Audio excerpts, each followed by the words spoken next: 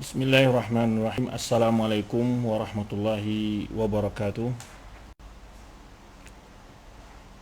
Innal hamdalillah nahmaduhu wa nasta'inuhu wa nastaghfiruh wa na'udzu billahi min shururi anfusina wa sayyiati a'malina. May yahdihillahu fala mudilla lahu wa may yudlil fala hadiya lahu. Asyhadu an la ilaha illallah wahdahu la syarika lahu wa asyhadu anna Muhammadan abduhu wa rasuluhu la nabiyya ba'dah. Ya ayyuhalladzina amanu taqullaha haqqa tuqatih wa la tamutunna illa wa antum muslimun. Ya ayyuhan nasu taqu rabbakumul ladzi khalaqakum min nafsin wahidah wa khalaqa minha zawjaha wa batha minhuma rijalan katsiran wa nisaa'a wattaqullaha alladzi tasaaluna bihi wal arham innallaha kana 'alaikum raqiba. Ya ayyuhalladzina amanu taqullaha wa qulu qawlan sadida yuslih lakum a'malakum wa yaghfir lakum dhunubakum wa may yuti'illaha wa rasulahu faqad faza fawzan 'azima. Amma ba'd, fa inna asdaqal hadithi kitabullah wa khairal hadi hadi Muhammadin sallallahu alaihi wasallam wa syarrul umuri muhdatsatuha wa kullu muhdatsatin bid'ah wa kullu bid'atin dhalalah wa kullu dhalalatin finnar. Kaum muslimin wal muslimat wal ikhwan akhwat Allah Subhanahu wa taala, alhamdulillah kembali di pagi hari ini, di hari Ahad, kita dapat berjumpa dalam majlis ilmu yang diadakan oleh Majlis Ilmu, apa nama majlis ilmu ini? Sahabat Tausiah, ya. Majlis Taklim Sahabat Tausiah yang meminta sebuah tema itu tentang mengenal ciri golongan yang selamat. Itu dengan topik membahas tentang mengenal ciri golongan yang selamat. Sebelum kita membahas topik ini dengan berbagai penjelasan, tentu kita tak lupa pula selalu mengawali majlis-majlis ilmu kita dengan bersyukur kepada Allah Subhanahu wa taala atas segala nikmat yang Allah bukakan untuk kita, yang Allah berikan kepada kita, sehingga dengan kemudahan yang Allah berikan kita tetap dapat melaksanakan kegiatan ta'lim, kegiatan majlis ilmu, ya, walaupun dengan kondisi-kondisi yang ada keterbatasan, tetapi tidak mengurangi makna dari majlis ilmu kita. Ya, tentu hal ini suatu hal yang patut kita syukuri. Ketika Allah Subhanahu wa taala memberikan sebuah ujian dan cobaan kepada umat manusia, memperlihatkan kekuasaan Allah yang maha sempurna, serta hikmah Allah begitu banyak, dengan kejadian-kejadian yang adanya peristiwa-peristiwa yang menggoncang dunia, walaupun makhluk menggoncangnya tidak terlihat, hanya dinamakan dengan virus yang terlihat, yang tidak terlihat oleh mata atau terlihat oleh kasat mata manusia. Bahkan nisbah kehalusnya sangat butuh kepada alat khusus untuk mengetahui, mendeteksi keberadaannya. Subhanallah, Al-Malikul Quddus, yang maha suci. Maka di sini tentu seorang mukmin tidaklah sekedar mengeluh, sekedar merasa sedih, merasa sempit, susah. Tetapi di balik itu seorang mukmin pasti mencoba menghayati, mentadaburi apa makna dan pesan-pesan dari setiap peristiwa yang terjadi dalam sepanjang waktu. Maka di antaranya adalah banyak sekali hikmah-hikmah yang diambil dengan kejadian-kejadian ini. Salah satunya adalah kita melihat bahwa ketika segala kehebatan yang dibanggakan oleh manusia dengan ilmu teknologinya sungguh sangat mudah dilumpuhkan oleh Allah Subhanahu wa taala dengan menciptakan makhluk yang bernama virus corona. Namun bila kita membaca sejarah-sejarah kehidupan manusia sebelum masa kita, di dalam kitab-kitab sejarah yang ditulis para ulama kita seperti Bidayah wa Nihayah yang ditulis Ibnu Katsir, dan beliau juga mengambil faedah dari kitab-kitab Al-Muntazim karya Ibnu Jauzi, kitab Ibnu Athir yang para ulama-ulamanya, Ibnu Asakir, Khatib Baghdadi. Ya, itu banyak sekali peristiwa yang menakjubkan di sepanjang sejarah yang dimana Allah Subhanahu wa taala dengan kejadian-kejadian ingin menunjukkan bahwa manusia ini adalah makhluk yang sangat lemah. Tetapi kalau bukan karena bantuan Allah Subhanahu wa taala kan tidak ada apa-apanya. Tidak akan bisa melakukan apa-apa. Maka dari situlah hendaknya seorang hamba ya merasa bagaimana dia itu adalah selalu butuh kepada pertolongan Allah. Butuh kepada pertolongan Allah. Butuh kepada bantuan Allah Subhanahu wa taala. Sekecil apapun urusan kita, kalau bukan dimudahkan dan ditolong oleh Allah Subhanahu wa taala, kita tidak akan bisa untuk melaksanakannya. Maka inilah yang selalu kita mohonkan dalam salat kita setiap rakaat, iyyaka nasta'in. Iyyaka na'budu wa iyyaka nasta'in. Pada Engkau saja kami menyembah ya Allah, dan kepada Engkau saja kami mohon pertolongan ya Allah. Jadi karena ya segala urusan kita menunjukkan ketergantungan kita kepada Zat yang Maha Kuasa. Ya, segala urusan kita menunjukkan akan ketergantungan kita pada Zat yang Maha Kuasa. Maka segala nikmat, segala apa yang kita miliki, kemudahan yang beraktivitas kita lakukan, itu semua atas pertolongan Allah, kemudahan dari Allah Subhanahu wa taala. Termasuk dibukanya didapatnya kita manfaatkan media-media ini, ya, media sosial atau media YouTube dan segala macam ilmu media informasi, ya, ini semuanya atas kemudahan dari Allah Subhanahu wa taala. Menunjukkan kekuasaan Allah Subhanahu wa taala. Di mana dalam waktu yang sama manusia bisa menyaksikan dari berbagai penjuru kejadian di satu tempat, begitulah. Jadi kalau dahulu ketika Rasulullah SAW Isra, ya, ketika Rasul ditanya oleh orang kafir tentang bagaimana sifat dan jumlah pintu daripada Baitul Maqdis, Rasulullah SAW tentu pasti tidak ingat. Tetapi Jibril memperlihatkan dengan secara siaran langsung lah, bahasa kita sekarang, live. Rasulullah SAW dapat melihat Baitul Maqdis dan menyebutkan jumlah pintu dan jendelanya Baitul Maqdis kepada orang kafir Quraisy. Dan begitu pula ketika Rasulullah SAW melihat surga dan neraka. Sebuah hal itu mudah bagi Allah Subhanahu wa taala. Hari-hari ilmu teknologi itu semakin membuka keimanan betapa tinggi keimanan para sahabat. Betapa tingginya para iman ulama dulu yang mungkin di masa mereka tidak akan pernah terbayang masa yang terjadi di masa ini, yaitu misalnya dalam waktu yang sama manusia dapat menjadikan kejadian yang sama dalam jarak yang begitu jauh. Ya. Sekarang ini dalam waktu yang sama ribuan jutaan kegiatan manusia melalui udara ini. Ya, melalui udara, melalui sinyal yang Allah ciptakan. Siapa menciptakan? Allah Subhanahu wa taala. Maka di sini kita betapa menyadari kita ini adalah sebagai kecil dari makhluk Allah yang begitu lemah, yang sangat butuh kepada bantuan Allah Subhanahu wa taala. Itu yang perlu kita sadari, dan jangan lupa untuk selalu bersyukur pada Allah Subhanahu wa taala atas segala kemudahan rahmat yang Allah berikan kepada kita. Demikian pula sebagai kelengkapan dari pesan-pesan majelis, selalu para masyayikh, para guru, para ulama kita menasihatkan untuk selalu mengisi majlis kita dengan mengucapkan Allahumma shalli wa sallim ala nabiyyina al-karim, mengucapkan salawat dan salam buat Nabi kita Muhammad sallallahu alaihi wasallam.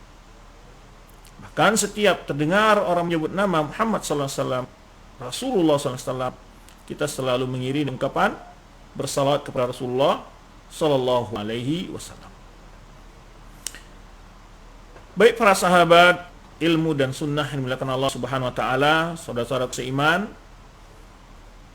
kita akan mencoba mengenal golongan-golongan selamat dan serta ciri-cirinya, ya. Dengan ciri-ciri itu kita berupaya meraih, menerapkan. Setelah mengenal, tentu ada upaya dari kita untuk mencoba masuk ke dalam ciri-ciri yang terdapat di dalam ayat maupun hadis-hadis Rasulullah SAW menjelaskan tentang ciri-ciri orang golongan selamat itu. Tentu pasti orang siapa yang ingin golongan selamat. Tetapi banyak sekali pengakuan orang mereka yang golongan selamat. Ya, dalam kitab yang tulis oleh para ulama, ya, ada kitab yang di antaranya ini Al-Farqu, yaitu Wasiatu Al-Sunnah Bainal Firaq, wasiatu apa yang tulis Syekh kita, itu namanya kitab ini bagus, Wasatiyati Ahli Sunnah Bainal Firaq. Bagaimana keadilan Ahli Sunnah di antara berbagai aliran-aliran yang lain. Ya. kitab ini menjelaskan sebagian besar dari ciri-ciri itu, sekaligus juga menjelaskan tentang ciri-ciri mereka yang memiliki sifat-sifat ahlu sunnah, sifat firqatun najiyah atau ta'ifatul mansurah. Maka dalam pembahasan ini kita akan bahas dulu dalil-dalil yang menyebutkan tentang adanya ta'ifatul mansurah atau firqatun najiyah. Siapa mereka? Setelah itu kita akan melihat kaidah-kaidah mereka dalam beragama. Setelah itu kita akan jelaskan secara global juga atau ringkas sifat atau ciri-ciri mereka. Pembahasan ini tentu bersumber dari sebuah hadis sudah masyhur, sudah sering dibahas, sudah sering dijelaskan. Namun pembahasannya masih seputar golongan yang selamat, tapi tidak membahas lebih rinci apa bentuk dan sifat golongan selamat yang disebutkan dalam hadis tersebut. Itu hadis yang masyhur, hadis Rasulullah SAW, hadis Abu Hurairah yang diwakilkan oleh para ulama, yang berbunyi, ya kita bicara firqatun najiyah, disebut firqatun najiyah adalah kelompok yang selamat. Selamat dari apa? Dari api neraka, selamat dari siksaan Allah. Nah, itu maksudnya. Tetapi istilah firqatun najiyah itu di masa sahabat tidak dikenal istilahnya itu. Tetapi bukan tidak ada, firqatun najiyahnya ada. Dan mereka lah yang firqatun najiyah. Ya. Setelah terjadi berbagai penyimpangan dalam agama ini, muncul aliran yang awal munculnya di masa kekuasaan Utsman bin Affan radhiyallahu anhu, atau di akhir kekuasaan beliau, muncul di sana sekte yang disebut dengan Khawarij, muncul juga sekte yang disebut dengan Syiah Rafidah, berikut diikuti oleh berbagai aliran Qadariyah di akhir sahabat, masa akhir sahabat Qadariyah, ya. Kemudian datang lawannya Jabariyah. Kemudian saat lahirnya Khawarij datang firqah yang menentangnya, itu Murji'ah, dan seterusnya dan seterusnya. Berbagai kelompok-kelompok datang yang menyelisih firqatun najiyah atau kelompok yang selamat ini. Baik. Kita akan sebutkan dulu dalil-dalilnya tentang penjelasan tentang hal ini. Ketika Rasulullah SAW menyebut dalam sabdanya, ya, iftar qatil yahud ala ihda wa sab'ina firqah. Telah terpecah orang-orang Yahudi 71 golongan. Ya, kemudian sebuah kulluha finnar illa wahida. Semua golongan itu diancam masuk neraka kecuali satu golongan, dia golongan Yahudi yang selamat dari azab neraka. Setelah itu Rasulullah SAW menyebutkan iftar nasara ala sintai wa sab'ina firqah. Telah terpecah belah orang-orang Nasrani 72 golongan. Kulluha finnar illa wahida. Semuanya diancam oleh masuk neraka kecuali satu golongan. Kemudian Rasulullah SAW menyebutkan sataftariqu hadhil ummah. Ya, sataftariqu hadhil ummah, akan terpecah belah umat ini ala salasin wa sab'ina firqah, 73 golongan. Kulluha finnar illa wahida. Semuanya diancam oleh azab api neraka kecuali satu golongan. Nah, ini dasar titik pembahasan kita hari ini berdasarkan hadis ini. Lalu kenapa maksud Rasulullah SAW menjelaskan hadis ini kepada umatnya? Ingin menjelaskan wadahi penyimpangan-penyimpangan umat-umat yang berlalu. Jadi, yang mana akan mempengaruhi, di sini disebutkan, yaitu untuk mewarning. Jangan kalian menyelisihi paham yang telah dibawa oleh Rasulullah SAW. Kalau umat Yahudi menyelisih paham oleh Isa dan para sahabatnya, dan Nabi Musa dan para sahabatnya. Kemudian juga orang Nasrani menyelisih paham Isa dan para sahabatnya. Kemudian kelompok yang ada dalam Islam adalah orang menyelisihi paham yang dijelaskan Rasulullah kepada sahabatnya, yaitu pengamalan dan pemahaman yang diajarkan kepada para sahabatnya. Jadi ketika Rasul menginformasikan hal ini, ada beberapa faedah. Pertama adalah peringatan, jangan kalian berpecah belah dalam agama ini. Itu maksudnya yang pertama dulu. Tetapi karena dalam ayat yang lain dan ayat dan hadis-hadis yang begitu banyak, Rasulullah SAW mengharamkan perpecah belah dalam agama ini. Ya. Di antara surah Al-Imran yang di antara ayat menjelaskan ini, Wa'tasimu bihablil jami' wa la tafarraqu. Berpegang teguhlah kalian seluruh dengan tali Allah dan jangan kalian berpecah belah. Kemudian ayat lain Allah berfirman, "Wala takunu kalladzina tafarraqu ikhtalafu min ba'di ma ja'ahumul bayyinat." Kalian berselisih dan pecah belah setelah seperti orang-orang telah datang kepada mereka keterangan-keterangan. Banyak sekali ayat-ayat. Innal ladzina farraqu dinahum wa kanu syi'an lasta minhum fi syai'. Orang-orang yang pecah belah agama ini, ya, engkau tidak termasuk bagian dari mereka. Kemudian banyak sekali ayat dan juga hadis-hadis Rasulullah SAW.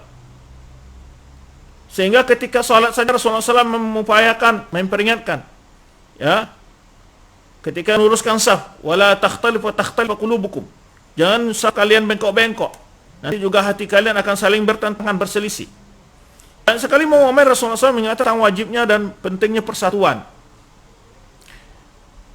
Tentu akan ada pertanyaan dalam diri kita, kalau begitu kenapa terjadi perpecah belahan? Bukankah Rasulullah SAW menegaskan kita dilarang, dan ayat-ayat Al-Quran melarang kita untuk berpecah belah? Nah, ini adalah harus dibedakan antara ketentuan syar'i, iradah syar'iyah dari Allah SWT, hukum syar'i yang Allah wajibkan pada manusia, dengan iradah kauniyah, dengan kenyataan yang ada, iradah kauniyah Allah SWT. Nah, terjadi perpecah itu adalah iradah kauniyah. Seperti terjadinya kekufuran yang Allah melarang orang yang kufur. Tapi kok ada kekufuran? Orang melarang orang munafik, tapi kok ada kemunafikan? Nah, itu yang terjadi adalah iradah kauniyah. Sedangkan larangan-larangan dan perintah-perintah itu disebut iradah syariah. Karena Allah secara syar'i. Timbul lagi pertanyaan yang berikutnya, apa perbedaan antara iradah kauniyah dan syariah, Ustaz? Nah, iradah kauniyah adalah sesuatu yang mutlak terjadi, tidak bisa mutlak terjadi, kun fayakun di situ. Apabila Allah berkata pasti terjadi. Tetapi iradah kauniyah itu tidak mutlak perkara itu diridhai oleh Allah Subhanahu wa taala atau dicintai oleh Allah Subhanahu wa taala. Lalu iradah kauniyah ini erat hubungannya dengan apa? Dengan hikmah. Dengan hikmah. Karena di balik adanya kekufuran, kemunafikan, ada hikmah di balik itu. Untuk membedakan mana orang-orang yang pura-pura beriman dan yang benar-benar beriman. Ya, dan banyak lagi perbandingan yang nyata antara iman dengan nifak, pada iman dengan kufur, iman dengan syirik. Jadi kalau bicara iradah kauniyah, di sini apa namanya? Konotasinya dengan apa? Hikmah Allah SWT. Ada hikmah yang luar biasa di sana. Yang membuat kelangsungan dari proses-proses, ya, hikmah lain di dalam balik itu. Makanya ada makhluk-makhluk, ya, adanya penyakit-penyakit, ada makhluk-makhluk membahayakan, binatang buas, ya, virus atau apapun saja, ataupun adanya hal-hal yang membuat manusia ini menderita, sakit, segala macamnya. Itu yang sangat erat hubungannya dengan iradah Allah kauniyah, dan di balik itu ada hikmah. Maka yang dicari di balik iradah kauniyah adalah hikmahnya. Ketika ada orang kafir, kita dapat melihatkan bagaimana kekufuran itu sangat bodoh, ya, dan sangat hina. Dia pula kemunafikan, berpada sifat kemunafikan atau sifat yang tercela sekali. Nah, bagi orang mukmin itulah ibrah, lil i'tibar, untuk sebagai introspeksi diri dan pelajaran. Baik. Kalau iradah syariah itu perintah-perintah Allah yang diwahyukan kepada para rasul atau yang diturunkan ke kitab suci yang mutlak diridhoi dan dicintai Allah SWT. Semua perintah Allah bila dilakukan itu semua adalah hal yang dicintai Allah SWT.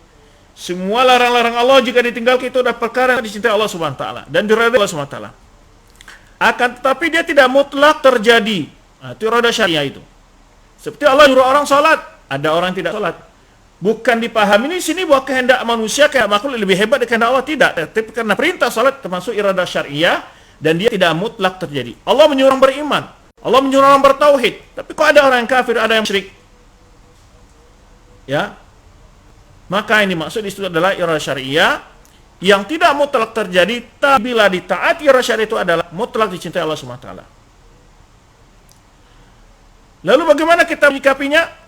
Maka yang terpenting bagi seorang hamba adalah taat kepada irada syariah. Itu yang kita dipintakan.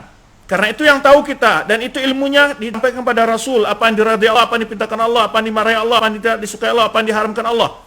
Itu kita punya ilmu. Adapun irada kauniyah, kehendak Allah, itu adalah kehendak Allah yang dicatat di Lauh Mahfuz, tidak seorang hamba pun tahu. Tidak ada makhluk yang tahu tentang irada kauniyah itu. Maka oleh sebab itu tidak bisa dijadikan hujah, karena kalau kita beralasan dengan ilmu yang kita miliki. Nah, makanya ketika orang-orang musyrikin berhujah dengan kehendak irada kauniyah, Allah katakan bahwa mereka itu hanya sekadar mengira-ngira saja, tidak berlandaskan ilmu. Ya. Walau syaa Allah ma asyrakna wala aba'una wala harna min syai'. Qul hal innakum min al-'ilm fatukhrijuna in tattabi'una illa dhanna wa in antum illa khrusun. Orang musyrik katakan kalau Allah berkehendak kami tidak berbuat syirik. Ya. Dan kami tidak mengharapkan sesuatu pun, kata mereka. Lalu Allah katakan, apa kalian punya ilmu tentang hal itu? Ya. Kamu punya ilmu tentang hal itu? Fatkhirulan, membuktikan kepada kami, kata Allah SWT, in antum illa takhrusun. Itu semua adalah duga-dugaan kalian saja. Maka yang terpenting adalah mengikuti perintah syar'i Allah Subhanahu wa taala. Atau dalam bahasa lain adalah melawan takdir kauni dengan takdir syar'i. Nah, ini untuk menjawab syubhat ya. Kalau ada orang berkata, kan hadisnya sudah menjelaskan, Ustadz. Umat ini kan terpecah belah. Kenapa kita harus ngotot-ngotot, harus mempersatukan Ustadz? Kan gitu, bisa aja orang berhujah dengan itu. Ini bentuk pendalilan orang-orang yang tidak merujuk dalam memahami hadis ini kepada paham ulama, ya dia akan mengambil kesimpulan seperti itu. Dia akan mengambil kesimpulan seperti itu. Nah, maka itulah penting ketika kita membaca sebuah nas, sebuah dalil, merujuk kepada paham para ulama, menjelaskan maksudnya. Maka berita tentang terjadinya perpecah belahan itu adalah berita irada kauniyah. Bukan berarti itu dianjurkan. Nah, itu pembahasan pertama ya. Ini memang hadisnya kalau kita bahas sangat luas. Yang kedua, terkait dengan pembahasan hadis ini adalah, tadi kita katakan di sana terdapat larangan untuk pecah belah, sudah bahas. Ya, karena itu berpecah belah itu apa? Itu buktinya mereka berpecah belah menyelisih manhaj para nabi dan para sahabat nabi. Mereka diancam masuk neraka. Nah, mereka menyelisih. Itu tentu datang haramnya berpecah belah. Sekaligus di situ Rasulullah menyebutkan tentang Yahudi dan Nasrani. Kemudian beliau kaitkan dengan apa yang terjadi di tengah umat ini. Artinya di sini adalah mewaspadai sifat-sifat umat yang berlalu. Ini pelajaran juga dari hadis ini. Agar kita tidak berpecah belah dalam agama ini. Nah, faedah kaitnya adalah maka dari itu kita harus mengetahui apa sebab-sebab terjadinya perpecah belahan di kalangan umat yang berlalu. Nah, ini faedah yang ketiga. Apa? Supaya dihindari. Pada kaidah dari hadis ini adalah memotivasi kita untuk selalu bersatu dalam agama ini. Nah, faedah yang keempat dari hadis ini. Yang kelima adalah istiqomah untuk mengenal dan mempelajari manhaj yang benar. Sehingga kita istiqomah dalam firqatun najiyah. Jadi disebut firqatun najiyah ketika Rasul mengatakan setiap yang berpecah belah itu kulluha finnar illa wahidah. Yang dikecualikan disebut firqatun najiyah, yaitu najiyah najin min adzabillah. Itu maksudnya mereka selamat dari azab Allah, dari kemarahan Allah. Nah, itu yang dimaksud dengan firqatun najiyah. Ya. Ketika Rasulullah SAW ditanya, nah, tentu akan ada pertanyaan. Sebagaimana juga sahabat bertanya kepada Rasulullah SAW, siapa mereka firqah yang najiyah itu? Bagaimana ciri-cirinya ya Rasulullah? Manhum ya Rasulullah? Ya, dalam sebuah ayat, ya, mahiyah. Ya, disebut. Ketika Rasulullah SAW ditanya tentang siapa golongan yang selamat ini, ya, bagaimana sifat-sifat mereka, ya, Rasul SAW menjawab dengan beberapa redaksi. Yang pertama, wahiyal jamaah. Ketika Rasulullah, man hiya Rasulullah. Ya, golongan yang satu yang selamat itu man hiya Rasulullah. Siapa golongan itu ya Rasulullah? Wahiyal jamaah. Pertama jamaah. Dalam riwayat lain disebutkan jamaah man kana ala misli ma ana alayhi wa ashabi. Ya, yaitu orang yang berada aku di atasnya hari ini, ya orang yang berada seperti aku berada di atasnya, dan para sahabatku. Nah, itu golongan yang selamat itu. Yang tidak berpecah belah, sebenarnya satu riwayat dalam agama ini, yaitu tentu pecah belah ini perlu kita jelaskan, ya apa yang maksud pecah belah ini? Apakah berarti perbedaan-perbedaan para fuqaha, perbedaan para ulama, ijtihad mereka itu disebut pecah belah, Ustaz? Nah, ini juga perlu dijelaskan lagi. Jadi bedakan antara perbedaan dan perpecahan. Ada perbedaan itu. Jadi tidak setiap perbedaan itu perpecahan. Tapi setiap perpecahan pasti ada perbedaan, disebut perbedaan. Ya. Kadang-kadang juga perpecahan itu ada perbedaan, tapi perbedaan yang kadang-kadang motifnya dari luar gitu pokoknya. Kadang-kadang ada orang-orang sama-sama berada dalam manhaj al-jamaah, tapi mereka berpecah belah karena ada motif yang lain. Mungkin metode mereka memahami agama sama, tapi ada motif lain. Imam motif ketidakikhlasan atau motif dunia dan segala macamnya. Syuhra, ingin terkenal selama. Jadi, secara umum hadis itu telah memperingatkan tegas tentang bahaya perpecah belahan dan orang yang berpecah belah dalam agama ini tempatnya di neraka. Itu. Jadi di sini kita bertanya, ya sahabat juga seperti sahabat bertanya, siapa mereka Rasulullah? Dalam lafaz yang lain, as-sawadul a'zam. Mereka yang jumlahnya banyak. Tentu al-jamaah masuk di sini. Tadi sudah kita jelaskan, akan ada pertanyaan dalam pemikiran kita mungkin timbul pertanyaan ya. Apa perbedaan antara perpecahan dengan perbedaan?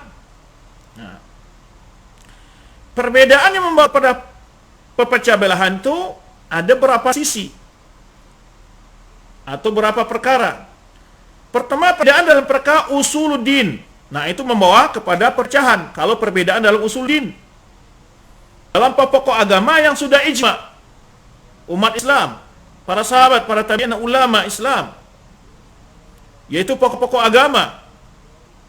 Nah, terutama dalam masa usul agama, seperti beriman kepada Allah, beriman kepada malaikat, beriman kepada kitab-kitab suci, beriman kepada Rasul, beriman kepada hari akhirat dan takdir baik dan buruk. Nah, dalam pokok-pokok yang 6 ini yang kita dapati banyak juga ada orang yang menyelisih ini.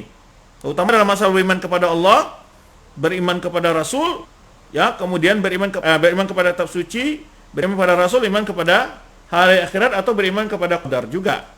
Dalam setiap rukun iman ini biasanya mulai ada perpecah-pecah belahan, pemahaman yang menyelisih.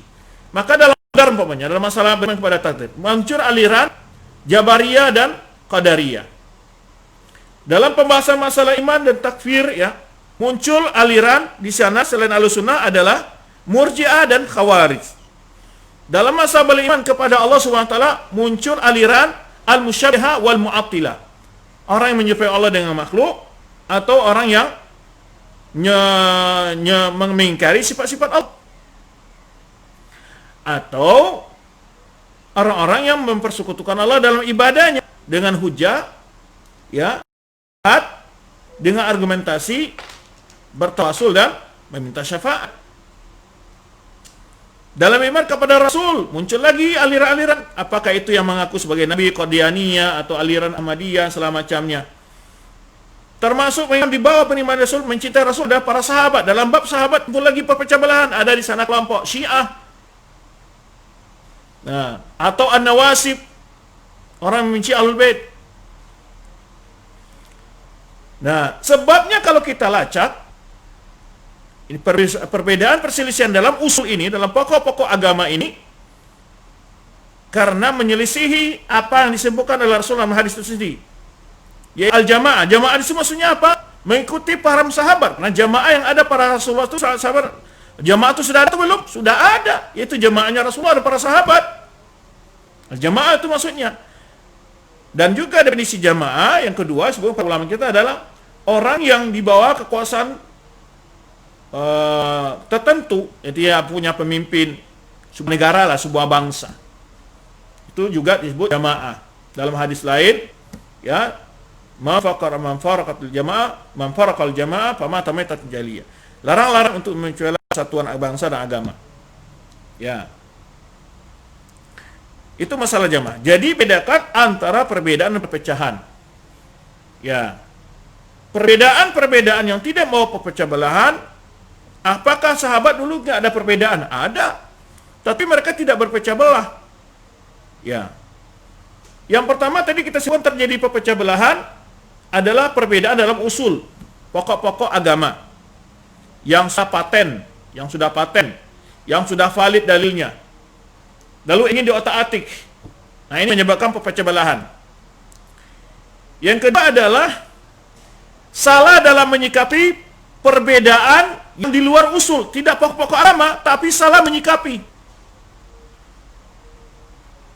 Over dalam menyikapi perbedaan itu dengan ta'assub dan taklid, itu penyakitnya. Maka itu juga menimbulkan apabila perbedaan-perbedaan disikapi dengan taklid buta dan fanatik buta, ini di antara hal yang membawa kepada perpecah belahan.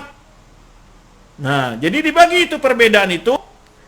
Perbedaan yang dilarang, yang dicelah adalah perbedaan yang bermuara kepada perpecah belahan.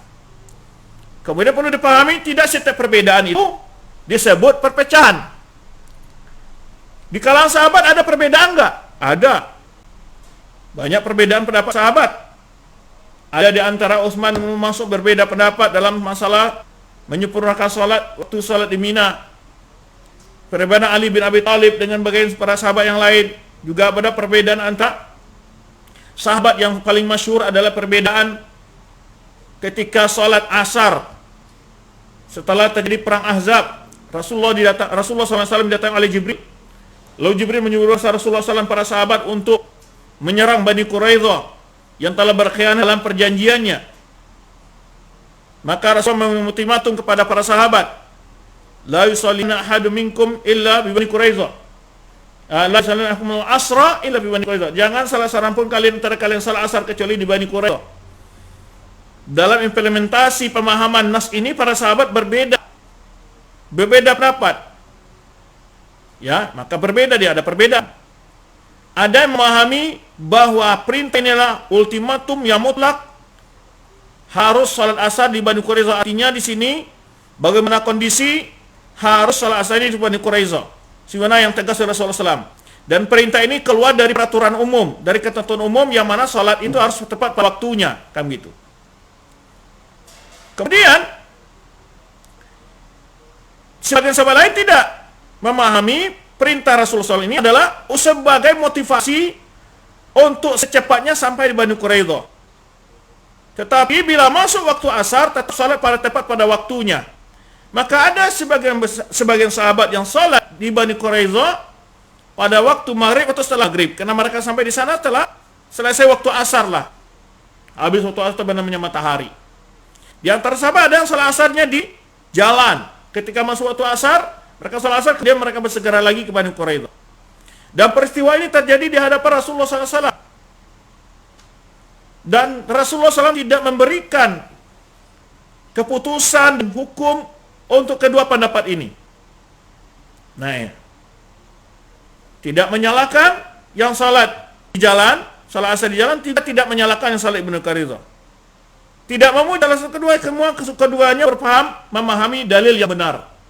Karena ada keijmalan dalam pemahaman, ada konteks yang harus dikumpulkan. Ada yang memahami ini kondisi adalah kondisi darurat yang diperintahkan Rasulullah SAW. Terkecuali saat ini tidak perlu salat asar karena ada rekomendasi boleh salat asar setelah sampai di Bani Quraidah. Yang lain tidak, berupaya menjamak antara dalil.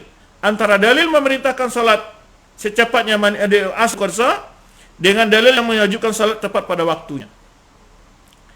Taib. Terjadi perpecahan enggak antara sahabat? Enggak terjadi. Apakah salah satu di antara mereka saling tuduh Wahabi? Enggak. Ini yang banyak di tengah masyarakat itu ada sedikit ada perbedaan. Orang yang beda pendapat dengan ormasnya Wahabi. Tapi buat fitnah-fitnah yang over, yang hulu, yang berlebih-lebihan. Ya, tuduhan-tuduhan yang tidak benar. Nah, ini yang bahayanya. Selama perbedaan itu disikap benar. Ini yang menjadi perpecahan apa? Salah dalam menyikapi perbedaan yang memang ada indikasi boleh berbeda di situ. Jadi ada unsur ini yang membuat kita berpecah belah. Jadi salah menyikapi perbedaan yang situ ada unsur istihadnya boleh. Jadi perbedaan yang di bawah usul dan tidak di pokok-pokok yang sudah faal, yang sudah dipaten, ya, usul yang sudah paten, ijma' para ulama yang sudah valid dalil-dalilnya. Dan masalah-masalah yang memungkinkan ada perbedaan di situ ada dua bagian juga. Bagian pertamanya perbedaan yang masing-masing punya dalil. Nah, di sini masing-masing akan memilih pendapatnya lebih kuat, walaupun terjadi membantah pendapat yang lain. Namun tetap dalam koridor menjaga adab, menjaga bahasa, tidak saling menjelekkan, menghinakan, menjatuhkan. Nah, kemudian ada lagi nas yang istihadi. Istihadi adalah dalilnya tidak berbicara secara khusus dalam masalah tertentu, tapi masalah ini diambil dari dalil-dalil yang umum. Dari dalil yang umum, lalu menimbulkan sebuah istihad. Ada lagi istihad yang lain. Maka la ingkari masalah istihad, ini masalahnya. Ini nggak boleh saling menyalahkan, menjatuhkan di sini. Ya, masing-masing istihad boleh mengambil di situ. Karena dalilnya tidak menjurus kepada masalah secara kontekstual, ya, atau secara tekstual, tetapi hanya istimbat, ya, dengan dalil tadamun. Karena dalam mengambil dalil beristidlal dan sebuah dalil itu ada tiga bentuk. Dalil tadamun wal iltizam, ya, wa dalil mutabaqah. Jadi ada tiga dalil: mutabaqah, talazum, iltizam, tadamun. Nah, yang sering banyak perbedaan itu adalah masalah memahami masalah mengambil berhujah dengan sebuah dalil dengan cara tadamun ini. Baik, ini permasalahan yang perlu kita ketahui. Ya. Nah, itu masalah dalam hal ini. Al-jamaah tadi. Ya, ini juga manhaj, berarti ciri Ahlussunnah tadi apa? Mereka tidak berselisih di dalam usul, tetapi mereka saling tasamuh dalam perbedaan-perbedaan yang tidak usul, yang di situ ada ruang untuk berbeda pendapat, walaupun mereka saling membantah pendapat yang lain dalam koridor yang beradab.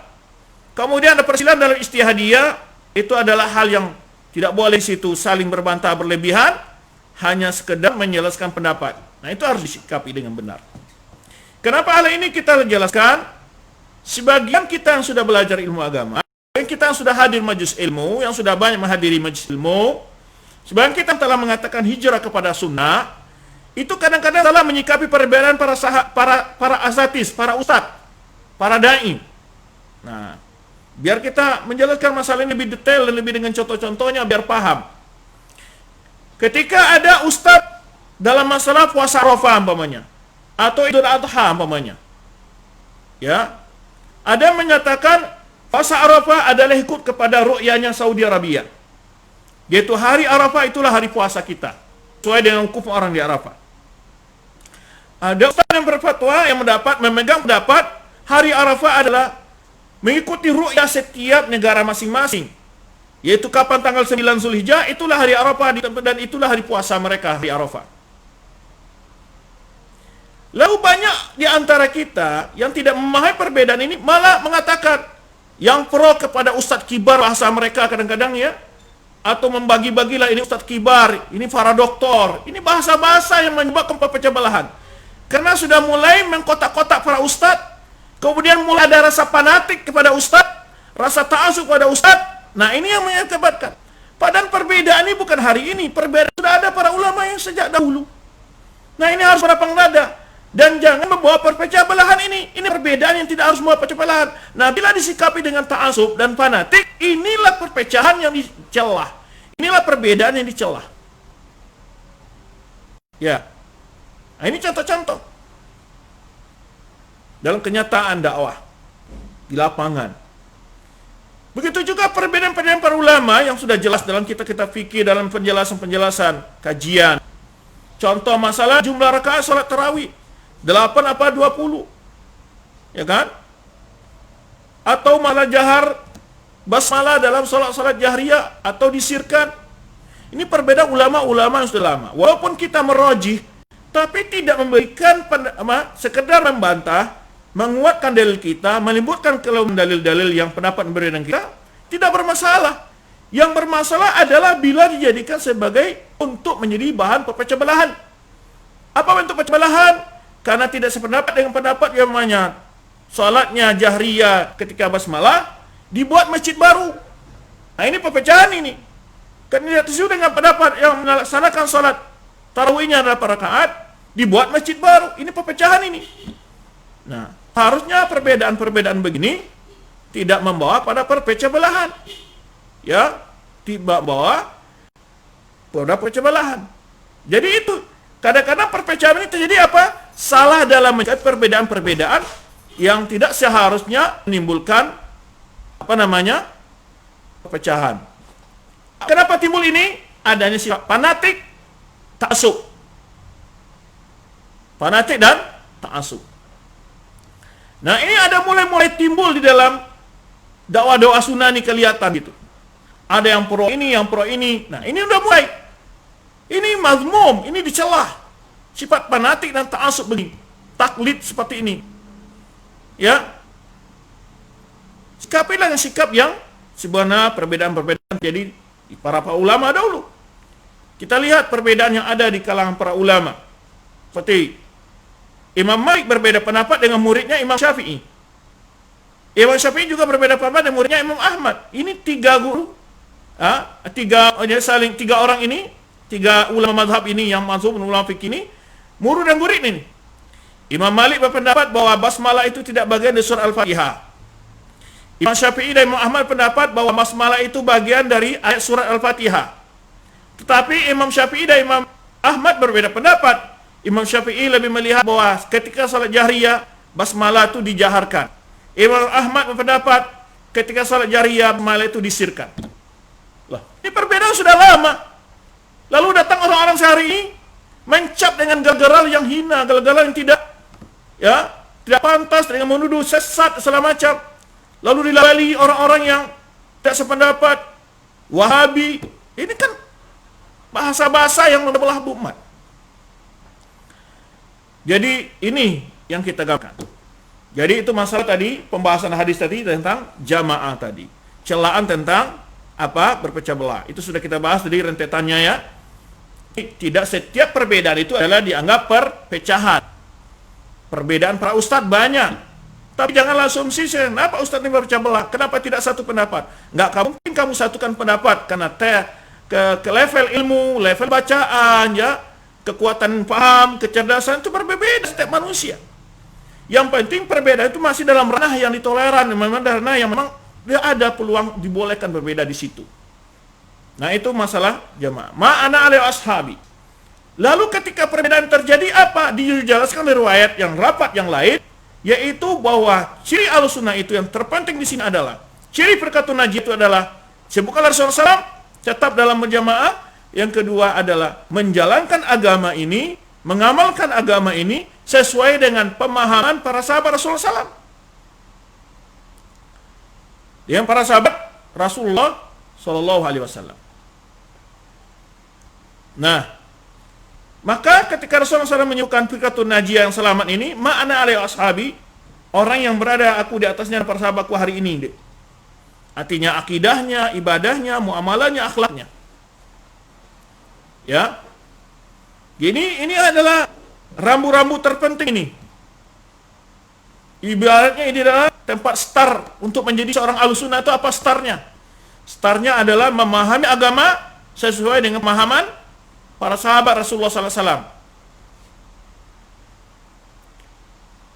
Kenapa demikian? Nah, karena sebagian besar, bahkan bisa dikatakan perpecah belahan yang terjadi di tengah umatnya adalah karena tidak merujuk dalam memahami nas-nas itu kepada pemahaman para sahabat. Nah, itu. Ya.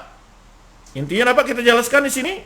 Bisa kita simpulkan penyebab terjadi, penyebab terbesar, penyebab utama ya tentu jelas Kalau Ahlus Sunnah wal Jamaah pasti semua sepakat, atau dia sebagai seorang muslim pasti sepakatlah hujjah dalam agama dia adalah Al-Quran dan Sunnah. Nah, nanti akan kita rinci ini. Tapi kok masing-masing katanya kembali ke Quran dan Sunnah, Ustaz? Nah, ini yang kita masuk, ini yang masih komitmen untuk setiap perbedaan itu, setiap perselisihan yang komit untuk merujuk pada Al-Quran dan Sunnah. Tetapi kenapa Ustaz masih terjadi perbedaan itu, perpecah belahan? Padahal semua katanya kembali ke Quran dan Sunnah. Nah, yang titik yang terinti di sini menyelesaikan masalah ini adalah bagaimana memahami Al-Quran itu. Harus sesuai dengan pemahaman para sahabat Rasulullah Sallallahu Alaihi Wasallam. Nah, ini yang terpenting. Taib. Maka oleh sebab itu kita akan mencoba mengkaji hadis-hadis yang cerita tentang perbedaan, perselisihan, seperti hadis yang kita bahas ini, hadis yang kita bahas ini, itu jelas itu makna alaihi ashab. Kenapa tidak cukup dikatakan makna alaihi, orang berpegang dengan teguh dengan sunnahku? Kenapa harus dibawa sahabat di dalam? Setiap ada nasihat Rasulullah SAW untuk menyikapi perbedaan, selalu ada nasihat Rasulullah SAW untuk mengikuti pahamnya sahabat, manhajnya sahabat. Kenapa?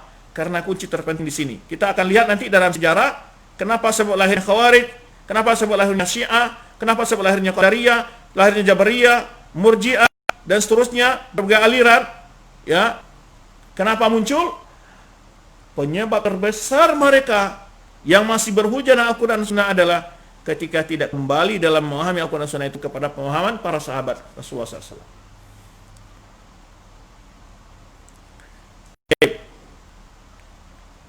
Jadi kita jelaskan, sebab kalau kita lihat hadis yang lain yang menghikayatkan tentang terjadi perbedaan dalam umat ini, hadis Ibad bin Sariyah. Rasulullah SAW pada satu hari salat menjadi imam dalam salat subuh para sahabat. Hadis Ibad bin Sariyah, salana min Rasulullah taqadatin. Ya. Pada suatu kali Rasulullah SAW menjadi imam, mengimami kami dalam salat subuh. Ya, setelah selesai salat subuh, Rasulullah SAW memberikan mau'izatan balighatan menghadap kepada sahabat, kemudian memberikan sebuah nasihat yang sangat dalam. Zarafat minhal uyun wa jalat minhal qulub. Diceritakan bagaimana kondisi sahabat ketika mendengar nasihat itu adalah meneteskan air mata sahabat, membuat hati mereka sangat bergetar. Ya, begitu masuk ke dalam hati mereka, membuat nasihat itu berpengaruh pada hati mereka. Ini menunjukkan hati mereka adalah hati yang sangat lembut sehingga ditembus oleh nasihat yang begitu mudah. Nah, ini juga bagaimana yang Allah sebutkan dalam firman orang-orang beriman itu, surat Al-An'am, innamal mu'minuna idza dzukirallahu wajilat qulubuhum wa idza tuliyat 'alaihim ayatu zadatuhum iman. Membuat hati mereka bergetar jika mendengar ayat-ayat Allah itu. Ini sifat sahabat ketika mendengar nasihat Rasulullah SAW. Kemudian sebagian sahabat meneteskan air matanya. Tentu hati mempengaruhi anggota badan yang lain. Lalu sahabat ada yang berkata, ya Rasulullah, ka'anna mu'adul muwaddi'in. Ya Rasulullah, seperti nasihat ini adalah nasihat perpisahan. Karena begitu penting isinya dan begitu serius dan begitu jelasnya Rasulullah menyampaikan nasihat itu. Maka Rasulullah SAW mengatakan, ya, Rasulullah SAW mengatakan, ketika ditanya oleh sahabat tadi, seakan-akan nasihat perpisahan, ya Rasulullah, ausina, tolong tambah nasihat yang ringkas padat, jika kau akan meninggalkan kami, wahai Rasulullah. Begitulah kira-kira kata sahabat ini, makna pengungkapan mereka. Rasulullah SAW mengatakan, usikum bitaqwallah wasami wa ta'a wa in kana abdan habasyian. Aku beri nasihat, sampaikan nasihat pada kalian, bertakwalah kepada Allah, patuh dan taat kepada pemimpin kalian, walau dia bukan berdasarkan dari keturunan yang terhormat, ya, walaupun dia bukan dari memiliki kedudukan yang mulia tengah kalian, ya, dasar dari keturunan yang bukan yang mulia, abdan habasyian, hamba dan juga budak Habsyah, seorang hamba saya dari negeri Habasyah.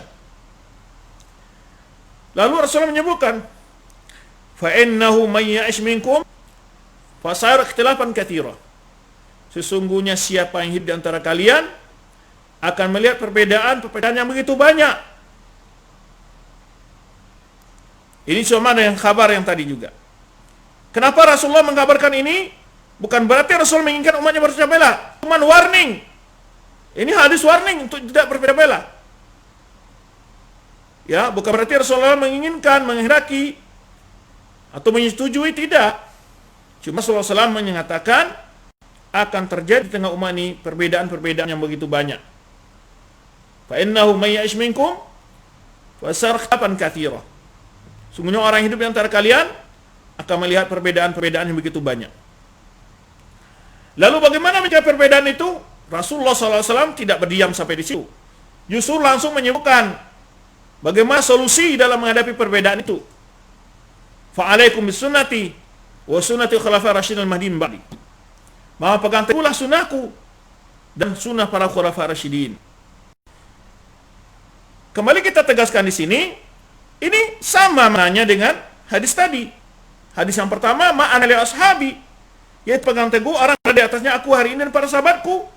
Sama artinya pegang teguhlah sunnahku dan sunnah para khulafa'ir rasyidin. Jadi tetap Rasulullah membawa sunnah khulafa'ir rasyidin di sini. Rasulullah tidak cukup mengatakan fa'alaikum bisunnati, cukup pegang sunnahku, tidak. Tapi beliau menegaskan lagi wa sunnah khulafa'ir rasyidin, dipegang teguh sunnahku dan sunnah khulafa'ir rasyidin. Dan sunnah khulafa'ir rasyidin. Kenapa? Karena akan ada orang yang mengatakan dia bekerja dengan sunnah nanti. Tapi sunnah itu dipahami menurut pemahaman dia, atau guru dia, atau ormasnya, atau kelompoknya. Orang Khawarij berhujjah dengan Al-Quran dan Sunnah. Orang Qadariyah berhujjah dengan Quran dan Sunnah. Orang Jabariyah berhujjah dengan Quran dan Sunnah. Orang Murji'ah berhujjah dengan Quran dan Sunnah. Tetapi pemahamannya, dalil itu, beristidlal mereka dari dalil itu tidak sesuai dengan paham para sahabat. Ini yang menyebabkan mereka membuat sebuah paham yang baru dalam agama. Itulah yang disebut dengan memecah belah tadi, membuat ajaran-ajaran baru. Maka ujung dari hadis Ibrad bin Syariah tadi, setelah Rasul menyebutkan fa'alaikum bisunnati wa sunnati khulafa'ir rasyidin al-mahdiyyin min ba'di, pegang teguhlah sunnahku dan sunnah khulafa'ir rasyidin yang datang setelah aku, ya. Addu 'alaiha bin nawajiz, pegang erat dengan geraham kalian. Ini faedah lain nih dari hadis ini. Jika Rasul mengisyaratkan pegang erat dengan geraham kalian, loh, itu menunjukkan bahwa memegang sunnah itu bukanlah hal yang mudah, sangat berat, sampai harus dipertahankan dengan menggigit geraham, dengan geraham sunnah itu. Artinya secara kontekstual, isyarah dan makna tadamun dalam hadis ini, ya, tadamun hadis ini mengandung makna lain, bahwa orang yang berpegang teguh dengan sunnah itu akan banyak tantangannya, sehingga untuk memegang sunnah itu sampai saya harus dia menggigit dengan gerahamnya. Dan itu sekaligus menjelaskan bahwa orang berpegang teguh dengan sunnah beliau akan dicela, akan hina, akan dilolok, akan dicemooh, dilecehkan, segala macam. Maka oleh sebab itu beliau perintahkan perang erat, Addu 'alaiha bin nawajiz, dengan geraham. Kenapa disebut dengan geraham? Biasanya ketika seseorang mempertahankan nggak mampu lagi dengan dua tangannya, dibantu dengan giginya, gitu. Ini menunjukkan betul-betul nasihat yang tegas dari Rasulullah SAW untuk berpegang dengan sunnahnya dan sunnah khulafa'ir rasyidin al-mahdiyyin ba'di. Lalu beliau berisyarat setelah itu tentang sebab tadi perpecah belahan. Wa iyyakum wa muhdatsatil umur. Hati-hati kalian perkara-perkara yang baru. Maksudnya dalam agama ini, jangan seperti orang yang banyak konyol memahami perkara yang baru dinafsirkan oleh dia perkara-perkara duniawi. Dulu Rasulullah tidak pernah naik pesawat, kalian naik pesawat, bid'ah. Dulu kalian Rasul tidak pernah naik bis, bid'ah. Ini orang yang tidak memahami, makanya di situ tolong rujuk pemahaman ulama. Yang baru di sini maksudnya membuat ajaran baru, metode baru dalam beragama, dalam agama. Ini yang dimaksud, bukan hal-hal duniawi, sepeda motor, mobil, ya, HP, kamera, bukan itu yang dimaksud. Ya, dimaksud adalah muhdatsatul wa iyyakum muhdatsatul umur fa inna kulla muhdatsatin bid'ah. Karena setiap perkara yang dibuat baru dalam agama ini bid'ah. Contoh perkara yang baru dibuat bid'ah itu siapa? Orang Khawarij. Membuat perkara baru dalam agama ini, menyisi paham sahabat. Kenapa ada menjadi perkara baru? Karena mereka menyisi paham sahabat. Orang Syiah Rafidhah sama, karena mereka telah membuat paham yang baru dalam agama ini, bid'ah. Jabriyah, Qadariyah, ya, Murji'ah, Jahmiyah, Mu'tazilah, semuanya ini paham-paham yang baru. Maka mereka nisbahkan kepada, bukan kepada Al-Quran dan Sunnah, menisbahkan kepada paham mereka sendiri. Ini bentuk-bentuk yang memecah belah umat dengan paham-pahamnya tadi. Baik dalam bentuk keyakinankah, atau dalam bentuk praktek ubudiyah, ibadah. Membuat metode ibadah terbaru, cara-cara berselawat yang baru, ya, cara-cara berzikir yang baru, apalagi cara sholat yang baru, dan seterusnya. Nah, ini peringatan tegas Rasulullah SAW. Jadi, intinya yang kita akan jelaskan di sini tadi adalah bahwa pokok banyak terjadinya atau permasalahan utama banyak terjadinya perpecah belahan dan penyimpan yang membawa perpecah belahan yang tadi adalah yaitu 72 golongan yang masuk neraka. Dalam hadis Rasulullah bahwa umat ini terpecah belah 73 golongan, 72 diancam masuk neraka. Yang dimaksud di sini inilah akibat pemahamannya menyelisih pemahaman para sahabat Rasulullah SAW. Kenapa harus paham sahabat? Bukankah kita juga punya pikiran, mereka juga punya pikiran, kita juga mungkin ada di antara kita yang merasa cerdas dari sahabat Rasulullah. Karena pahamnya sahabat ini mendapat rekomendasi dari Allah dan Rasulullah SAW, karena mereka saat memahami Al-Quran dan Sunnah ini langsung mendapat bimbingan dari Rasulullah SAW, dari wahyu Allah. Jika ada hal-hal yang mereka keliru, langsung turun ayat Al-Quran dari Allah SWT atau Rasulullah langsung meluruskan paham mereka. Jadi mereka adalah orang original yang sangat, ya, tepat dalam memahami agama ini. Maka itu tadi Rasulullah SAW membawa paham mereka, menjelaskan kita harus merujuk paham mereka dalam ketika Rasul menceritakan, mensifatkan, menjelaskan ciri golongan firqatun najiyah, golongan selamat dari ancaman api neraka itu. Makna alaihi wa ashabi, orang yang berada di atasnya aku dan para sahabatku. Atau fa'alaikum bisunnati wa sunnati khulafa'ir rasyidin al-mahdiyyin ba'di. Pegang eratlah sunnahku dan sunnah khulafa'ir rasyidin al-mahdiyyin dan sunnah khulafa'ir rasyidin min ba'di. Sunnah khulafa'ir rasyidin setelah Rasulullah SAW. Kalau kita buat contoh sedikit, kita sebutkan sebagai contoh umpamanya. Ya, orang-orang yang menceli paham sahabat. Kita ambil beberapa contoh ini sudah sering kita ulang-ulang berapa majelis. Kalau kita paham, orang ambil paham ahlul kalam ketika mengingkari sifat Allah Subhanahu wa taala umpamanya. Ahlul kalam dengan berbagai sektenya, ahlul kalam itu adalah Jahmiyah, Mu'tazilah, Asy'ariyah, Maturidiyah dan Labiyah. Ini semua ahlul kalam walaupun berbeda-beda level daripada pengingkar mereka terhadap sifat Allah Subhanahu wa taala. Semua mereka dalam argumentasi mereka saat mengingkari sifat-sifat yang Allah sebutkan dalam Al-Quran, apa kata mereka? Baca dalam Al-Quran, laisa kamitslihi syai' wa lam yakul lahu kufuwan ahad. Allah tidak mirip sesuatu pun dan tidak sesuatu pun yang dapat menandai yang apa? Wa lam yakul lahu kufuwan ahad, dan tidak ada satu pun tandingan bagi Allah Subhanahu wa taala. Lalu kalau kita tetapkan Allah sebagai istiwa atau ulu, artinya kita sini menyerupakan Allah dengan makhluk. Nah, itu kesimpulan mereka. Padahal Allah yang mengomong, Allah yang menjelaskan, Allah yang berbicara. Kalau Allah istiwa di atas arsy, Allah itu menyebutkan bahwa dia adalah di tempat yang ulu, maha tinggi. Dan Allah pula yang mengatakan laisa kamitslihi syai'. Maka kalau seandainya ada pertentangan ini, tentu para sahabat akan bertanya kepada Rasulullah lebih dahulu. Tetapi sahabat tidak memahami ada pertentangan, ada ayat tanzih dengan ayat isbat. Ayat menetapkan sifat-sifat Allah tidak bertentangan sifat dengan ayat-ayat menafikan keserupaan Allah dengan makhluk. Karena yang menafikan keserupaan, yang dinafikan adalah kemiripan, bukannya yang menafikan sifat. Nah, ini contoh. Semua mereka pasti baca ayat itu ketika menjawab argumentasi dalil-dalil tentang sifat Allah Subhanahu wa taala. Kalau orang Khawarij, kita ambil, dia berujar dengan Al-Quran juga. Mereka akan berujar dengan Al-Quran. Contohnya ketika mereka mengkafirkan orang lain. Wa man lam yakum bi anzalallahu fa ulaika kafirun. Orang yang tidak menjalankan hukum Allah, sungguh dia telah kafir. Lalu dibawa ayat ini untuk mengkafirkan penguasa atau rakyat yang setuju dengan penguasa dikafirkan semua oleh dia. Padahal ayat ini ditafsirkan oleh para Abbas, para ulama kita apa menjelaskan? Dijelaskan sangat detail oleh para ulama kita. Secara umum mereka katakan kufrun duna kufrin. Bukan kekufuran yang mengeluarkan orang dari Islam. Dan ayat ini bukan khusus untuk para penguasa. Ayat ini untuk semua umat Islam. Wa man lam yahkum bima anzalallahu fa ulaika humul kafirun. Orang yang tidak menegakkan hukum Allah dia kafir. Sekarang kalau diambil pahamnya orang Khawarij, maka semua orang akan jadi kafir ini.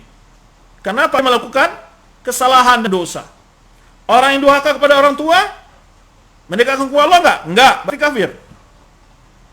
Orang yang berjudi menjalankan hukum Allah enggak, berarti kafir. Nah, di sini kelihatan betapa ngawur penafsiran mereka dalam ayat ini.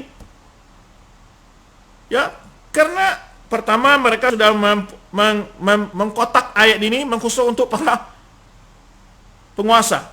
Ayat ini adalah umum untuk seluruh kaum muslimin. Kalau kaum kafir kan tidak orang tidak berhukum Allah, orang durhaka pada orang tua, orang minum khamar, orang berjudi, berarti kafir. Nah, padahal nas-nas dalil tidak mengkafirkan orang yang membuat dosa seperti itu. Lalu bagaimana memahami ayat ini? Nah, disinilah kita merujuk kepada paham sahabat, para ulama yang kita paham sahabat. Para ulama menjelaskan. Ibnu Abbas riwayat diriwayatkan Mujaahid Tabari lainnya, kufuran yang tidak mengeluarkan dari Islam. Kalaupun maksudnya kufur yang keluar dari Islam, nah ulama kita juga menjelaskan, maksudnya Allah mengatakan bahwa hukum Allah tidak layak untuk diterapkan zaman sekarang, atau hukum buatan manusia sama nilainya atau sama saja dengan hukum Allah. Apalagi mengatakan bahwa hukum Allah, bahwa buatan manusia lebih afdal daripada hukum buatan manusia, hukum diturunkan Allah. Nah, jika dia berpikir demikian, ini adalah pendapat yang bisa mengeluarkan Islam. Tapi ketika ada orang mengatakan demikian, apakah langsung dia divonis kafir? Juga tidak.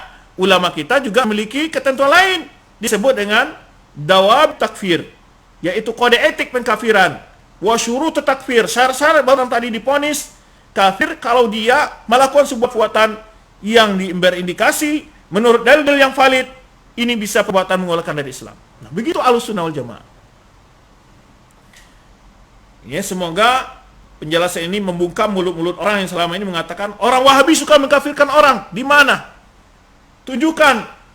Ini penjelasan para ulama yang kalian cap sebagai Wahabi dalam kitab-kitab mereka. Sangat jelas bagaimana kode etik dalam permasalahan-permasalahan hukum seorang jadi kafir itu. Bukan sembarangan. Ya. Ini contoh. Paham-paham yang tidak merujuk kepada paham sahabat. Orang Jabriyah atau orang Qadariyah juga Al-Quran mengatakanlah la yukallifuna illa wus'aha. Allah tidak membebani hamba-hambanya, ya, membebani seorang jiwa kecuali dengan sesuai kemampuannya. Maka orang Qadariyah mengatakan kalau Allah telah menentukan kufur dan iman kepada seorang hambanya, berarti ini membebankan sesuatu yang di luar kemampuan seorang hamba. Maka ini tidak benar, kata mereka. Padahal Allah yang menyebutkan begini dan begini, kedua-duanya. Allah menentukan kehidupan makhluk, Allah juga yang tidak membanding kehidupan makhluk melebihi dari kemampuan mereka. Tidak akan ada dalam firman Allah, dalam penjelasan Allah, dalam kata-kata Allah dalam Al-Quran akan terjadi kontradiksi. Cuma yang kontradiksi adalah kita yang salah memahami ayat tersebut, tergambar adanya kontradiksi dalam memahami ayat tersebut. Orang-orang Jabriyah juga berhujah dengan Al-Quran. Wa ma ramaita idz ramaita walakinnallaha rama. Tidaklah engkau melempar ketika engkau melempar, tapi Allah lah yang melempar, kata mereka. Nah, kalau Allah yang melempar berarti semua hakikat sebuah perbuatan kita ini perbuatan Allah. Begitu mereka katakan. Makhluk tidak punya andil sama sekali. Karena ayat mengatakan tidaklah engkau melempar ketika engkau melempar, kecuali Allah yang melempar hakikatnya. Nah, ini pemahaman yang keliru juga. Ulama menyebutkan di sini menjelaskan hujah-hujah mereka, mengupas syubhat-syubhat mereka ini. Tidaklah engkau melempar. Yang dimaksud di situ, tidaklah engkau yang menempatkan sasaran lemparanmu kepada tujuan yang kamu lempar. Idraita, ketika engkau melemparkan lemparanmu. Jadi semua melempar gitu tuh ayat itu. Ditetapkan hamba melempar di situ. Walakinnal rama, tapi Allah lah yang menempatkan sasaranmu, tepatkan lemparanmu tepat pada sasaran. Itu maksudnya. Karena dalam melempar itu dijelaskan oleh ulama, ada perbuatan hamba yang mengambil tanah atau pasir dilemparkan, itu perbuatan hamba. Jelas hakikatnya perbuatan hamba itu. Tetapi benar-benar sasaran lempar itu tepat pada yang dituju, itu atas izin Allah Subhanahu wa taala. Nah, ini yang tidak bisa tergabung. Nah, kalau kita tidak rujuk kepada paham para ulama, akan banyak sekali pemahaman-pemahaman yang itu akan memecah belah umat ini. Begitulah seterusnya. Ya, kalau kita buat contoh-contoh seterusnya akan panjang nanti. Banyak lagi. Pokoknya aliran apa saja dan kesan saja untuk lebih jelasnya. Iblis pun berhujah dengan Al-Quran, berhujah dengan hal yang fakta dia berhujah, fakta. Berhujah iblis. Ketika Allah mengatakan kepada iblis, bertanya kepada iblis, apa yang membuatmu enggan untuk sujud kepada makhluk yang aku ciptakan kedua tanganku, wahai iblis? Ma mana'aka an tasjuda lima khalaqtu bi yadayya? Dijawab oleh iblis, ya, ana khairun minhu. Iblis menjawab, aku lebih baik dari Adam. Khalaqtani min nurin wa khalaqtani min narin wa khalaqtahu min tin. Aku yang kau ciptakan dari api, sedangkan Adam diciptakan dari tanah. Benar enggak ujarnya? Hah? Memang iya iblis ciptakan dari tanah? Memang iblis ciptakan dari api, Adam ciptakan tanah, itu benar. Tetapi ini tidak bisa dijadikan hujah untuk menolak perintah Allah ya kepada iblis untuk sujud kepada Adam. Nah, beginilah pola beristidlal yang banyak terjadi membawa perpecah belahan. Dalilnya ada, benar, tetapi pemendalilnya tidak pada masalah yang tepat. Nah, gitu. Jadi penempatan dalilnya tidak pada masalah yang tepat. Iblis berhujah dengan fakta. Memang Allah menciptakan dia dari api, menciptakan Adam dari tanah, betul. Tetapi ini bukan sebagai dalil bahwa itu menolak perintah Allah kepada iblis untuk sujud kepada Adam. Nah, kalau kita bongkar banyak sekali pemahaman baik dalam sunnah Rasulullah SAW maupun dalam hadis Rasulullah SAW ketika maupun dalam ayat Al-Quran maupun dalam sunnah Rasulullah SAW, hadis Rasulullah SAW, banyak kali orang yang memahami dalil-dalil, salah memahami dalil, salah tempat mendapatkan dalil. Salah tempat mendapatkan dalil. Seperti sebagian orang ketika Rasulullah SAW menyatakan kepada sebagian sahabat ketika di Mekah, ya, menggambarkan tentang keamanan. Jadi seorang wanita berjalan dari Yaman ke Ka'bah tidak takut kecuali dengan serigala gitu kira. Lalu dijadikan hujah oleh dia, bolehnya wanita bersafar tanpa mahram. Nah, ini tidak tepat. Karena Rasulullah bukan menjelaskan hukum tentang hukum wanita bersafar. Kalau hukum wanita bersafar, dalam hadis lain, la tahillu lammatin tu'minu billahi yawmil akhir an tusafira bi mahramin. Tidak halal bagi wanita yang beriman pada hari akhir bersafar tanpa mahram. Nah, ini dalilnya di sini. Ada dalil tentang permasalahan yang lain. Tidak bisa. Karena Rasul maksudnya itu sudah menggambarkan tentang Islam ini akan bawa kedamaian ke muka bumi ini. Itu maksud hadisnya. Nah, banyak sekali kalau kita pas ini, contoh-contohnya akan banyak sekali. Makanya ketika ada pula orang liberal yang berhujah di sini, dalam sebuah makalah mereka ditulis ya kan, dia katakan, inna salata tanha 'anil fahsya'i wal munkar. Semua itu mencegah perbuatan keji dan munkar. Dia pahami dari ayat ini, kalau kita tidak mengerjakan perbuatan keji dan munkar, kita nggak perlu salat. Karena tujuannya mencegah perbuatan keji dan munkar. Coba lihat. Ya. Nah, ini pola-pola pendalil begini. Nah, disinilah ini konsep utama dari ciri firqatun najiyah yang tidak bisa ditawar-tawar, itu adalah memahami, menjalankan agama ini sesuai pemahaman para sahabat dan pengamalan para sahabat Rasulullah SAW yang diikuti oleh para tabi'in, atba' tabi'in. Dan ini banyak sekali ayat-ayat dikumpulkan oleh para ulama tentang wajibnya ikuti manhaj mereka ini, seperti surah Taubah ayat 100 yang sering dinukil dan disebut oleh para ustaz, para dai, was-sabiqunal awwalu minal muhajirin wal ansar walladzina taba'uhum bi ihsanin radhiyallahu anhu wa radu an. Kaum Ya, generasi pertama dari Muhajirin dan Ansar dan orang yang mengikuti mereka. Di kaum Muhajirin dan Ansar dan orang yang mengikuti mereka dengan baik. Nah, baru Allah meridai mereka dan mereka redha kepada mereka. Nah, ini kemudian juga hadis Rasulullah SAW yang diriwayatkan oleh Bukhari Muslim ketika menceritakan keutamaan para sahabat, para tabi'in, atba' tabi'in, khairun nasi qarni. Sebaik-baik manusia adalah kurunku. Tsumma alladziina yalunhum, kemudian generasi berikutnya. Tsumma alladziina yalunhum, kemudian generasi berikutnya. Apa maksud Rasulullah SAW menggambarkan pada umatnya tentang kebaikan generasi ini? Tujuannya agar mereka menjadi qudwah, tauladan dalam menjalankan agama ini, agar kita menjadi baik seperti Rasulullah telah menilai mereka ya sebagai yang diberi keutamaan ya kebaikan mereka itu dalam bersih pakaian, rumah, tempat tinggal tidak, tapi dalam memahami agama ini. Nah, kalau kita ingin baik, sukses menjalankan agama dengan tepat dan benar, maka ikuti generasi yang tadi puji Rasulullah SAW, menjadikan mereka sebagai panutan kedua memahami agama ini. Itu sahabat tabi'in, atba'at tabi'in. Nah, ini kalau kita kupas dalilnya sangat panjang. Baik. Itu tentang dalil ya, tentang firqatun najiyah. Dan nama firqatun najiyah ini juga disebut dengan Ta'ifatun Mansurah. Istilah lain Ta'ifatun Mansurah. Nah, ini berhujjah dengan dalil yang disebutkan dengan hadis yang disebutkan Rasulullah SAW, la tazalu ta'ifatun min ummati 'alal haqqi zahirin. Akan sentiasa ada sekelompok dari umatku ini berada di atas kebenaran, ya, la yaduruhum man khadhalahum wala man khalafahum. Tidaklah membinasakan, mengganggu mereka atau menghinakan mereka orang yang menentang dan menyelisih mereka. Hatta ya'ti amrullah ta'ala, sampai datangnya keputusan Allah untuk terjadinya hari kiamat. Jadi di tengah umat ini akan ada satu golongan yang benar-benar menjalankan Islam sesuai dengan Islam yang diajarkan Rasulullah kepada para sahabat. Itu akan pasti ada. Ini yang disebut dengan apa? Ini Ta'ifatun Mansurah. Ya, golongan yang ditolong oleh Allah Subhanahu wa taala.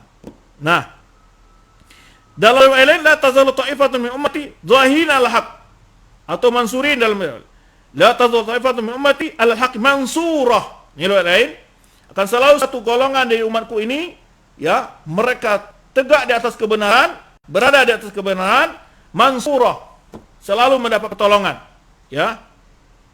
Akan selalu di atas kebenaran, mansurah, mendapat pertolongan.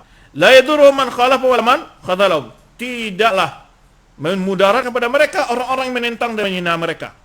Hatta taqumas sa'ah, sampai datangnya hari kiamat. Ini disebut dengan Ta'ifatun Mansurah. Dan ini juga istiqnas dengan firman Allah Subhanahu wa taala, dan juga di mana Allah katakan inna lanansuru rusulana walladzina amanu fil hayatid dunya wa yauma yaqumul ashhad. Kata Allah, sungguh kami akan selalu menolong rasul-rasul kami dan orang-orang beriman di kehidupan dalam fi hayatid dunya, waktu hidup di dunia, wa yauma yaqumul ashhad, ketika tegaknya saksi-saksi, yakni pada hari kiamat. Kemudian masih banyak dalil-dalil menunjukkan tentang Allah akan selalu menolong hamba-hambanya yang istiqomah di atas kebenaran, yang disebut dengan Ta'ifatun Mansurah. Kalau firqatun najiyah diambil dari hadis tadi, hadis Firaqul Ummah. Kalau Ta'ifatun Mansurah diambil dari hadis kita bacakan, ya, yaitu la tazalu ta'ifatun ummati 'alal haqqi mansurah. Baik. Itu sedikit masalah siapa mereka, ya, Ta'ifatun Mansurah itu. Ringkasnya, definisinya adalah siapa mereka firqatun najiyah itu? Apa mereka Ta'ifatun Mansurah itu? Ringkasnya apa? Orang yang mempelajari, mengamalkan, mendakwahkan, memahami agama ini seperti yang dipahami, yang diajarkan, yang diamalkan, ya, yang didakwahkan oleh para sahabat Rasulullah SAW serta para tabi'in dan atba' tabi'in. Baik. Apa kaidah-kaidah mereka dalam beragama? Nah, itu tentu kita paham sedikit dulu. Kaidah-kaidah mereka dalam beragama, yaitu pertama adalah kaidah mereka yang pertama, Dabtul Kitab wa Sunnah. Ya. Pertama, merujuk dalam semua persoalan-persoalan agama itu kepada Al-Quran dan Sunnah. Ini enggak banyak sekali dalil-dalil di sini. Kalau kita akan kupas masalah ini, ya, bahkan secara tegas surah An-Nisa Allah katakan, "In tanaza'tum fi syai'in faruddu ila Allah wa Rasul in kuntum tu'minuna billahi wal yawmil akhir." Ya. Jika kalian selisih dengan sesuatu, balikkan kepada Allah Rasul, maksudnya kepada Al-Quran dan Sunnah. Dan ayat dan hadis tentang permasalahan ini sangat banyak sekali. Mengingat waktu. Kemudian yang kedua, apa ciri mereka? Yaitu ya, at-taqayyud bil ma'thur anis sahaba wat tabi'in fi ma'nil Quran wal hadis. Nah, yaitu merujuk dalam memahami Al-Quran dan Sunnah itu kepada pemahaman para sahabat, para tabi'in dan atba'ut tabi'in. Ya. Kemudian jika hadis, tentu mereka beristihad dalam membedakan mana yang dhaif, mana yang sahih. Setelah mereka merujuk pemahaman sahabat, yang ketiga adalah mengamalkan. Mengamalkan. Baik secara i'tiqad, ataupun ibadah, ataupun muamalah, ataupun akhlak, ataupun dakwah, sesuai dengan sumber tadi. Al-Quran Sunnah dan paham sahabat. Mengamalkan ini. Kalau tadi berdasar Al-Quran dan Sunnah, merujuk pada Al-Quran dan Sunnah. Yang kedua adalah merujuk kepada paham salaf. Yang ketiga adalah mengamalkan, bukan sekadar berilmu saja, mengamalkannya, mempraktekannya dalam tingkah laku syahri, baik dalam ibadah mereka, muamalah mereka, dalam dakwah mereka. Ya, mengamalkannya. Yang keempat adalah melakukan dakwah. Dakwatu ila dzalika bilisan wa banan. Berdakwah kepada Al-Quran Sunnah sesuai pemahaman salaf dan mengamalkan Al-Quran dan Sunnah sesuai pemahaman salaf tadi. Itu didakwahi manusia ke sana. Ini dakwah. Jadi kalau poin 1, 2, 3 untuk membentuk karakter diri, yang keempat adalah memberikan manfaat kepada orang lain, mendakwai orang lain untuk kembali kepada Al-Quran Sunnah sesuai pemahaman salaf dan mengamalkan Al-Quran tadi sesuai dengan pemahaman salaf. Jadi sudah berapa? 4. Yang keempatnya apa? Mendakwah. Tentu berdakwah ini adalah artian yang luas. Jika dia punya ilmu, melalui berdakwah dengan ilmu. Jika melalui kedudukan membuka kesempatan para dai untuk berdakwah. Jika orang kaya, dia mendorong, mendanai, memberi motivasi dari sisi donasi untuk berjalannya dakwah sesuai dengan kapasitas masing-masing. Nah, yang kelima adalah al-bu'du minal bid'ah wa aliha. Artinya apa? Berlepas diri, menjauhi segala paham, menyelisihi Al-Quran dan Sunnah, menyelisihi paham salaf, atau yang tidak mengamalkan Al-Quran dan Sunnah sesuai paham salaf, atau menyelisihi juga orang-orang yang berdakwah, menyelisihi paham sunnah. Nah, ini faedahnya. Ya. Itu ditolak, itu dibantah.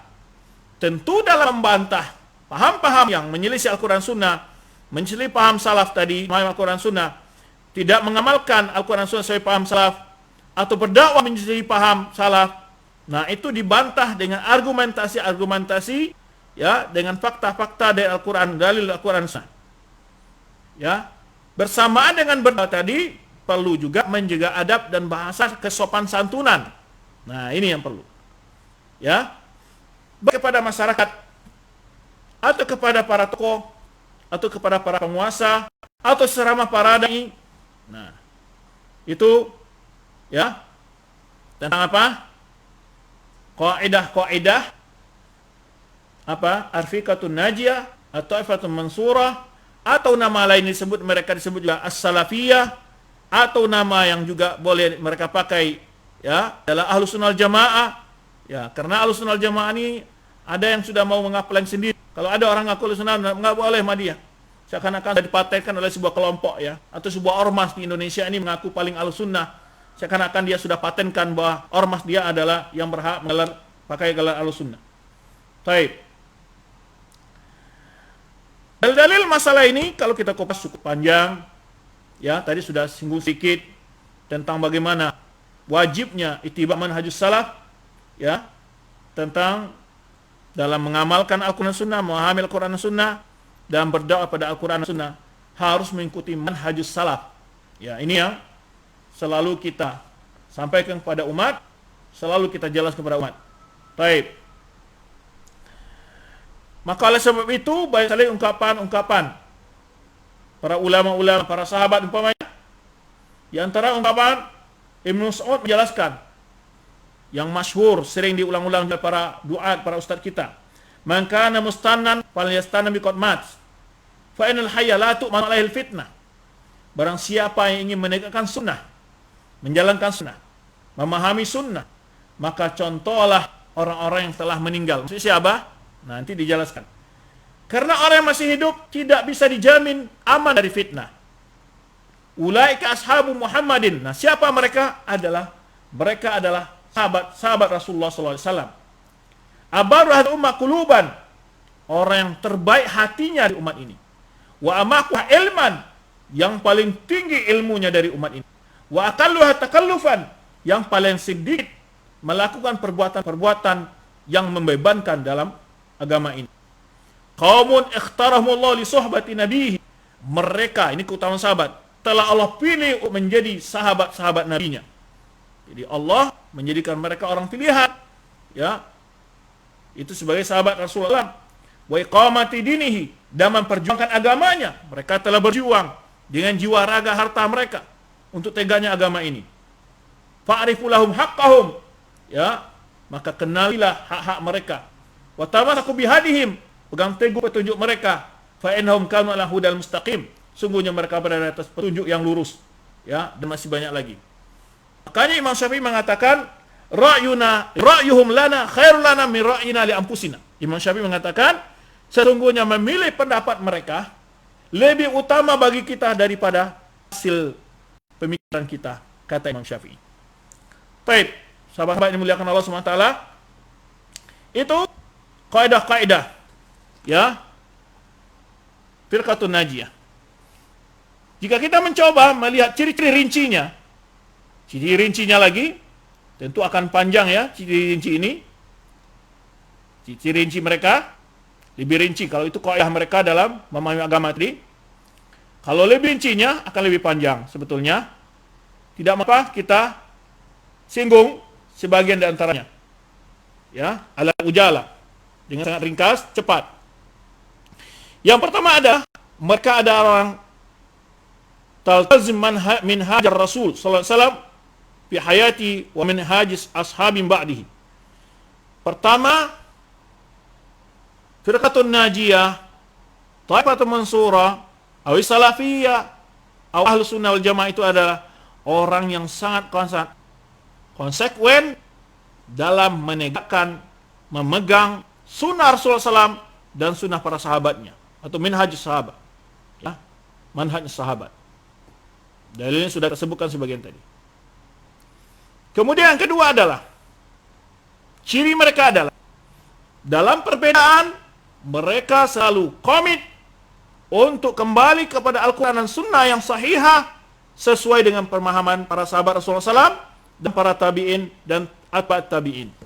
Nah, itu sifat kedua.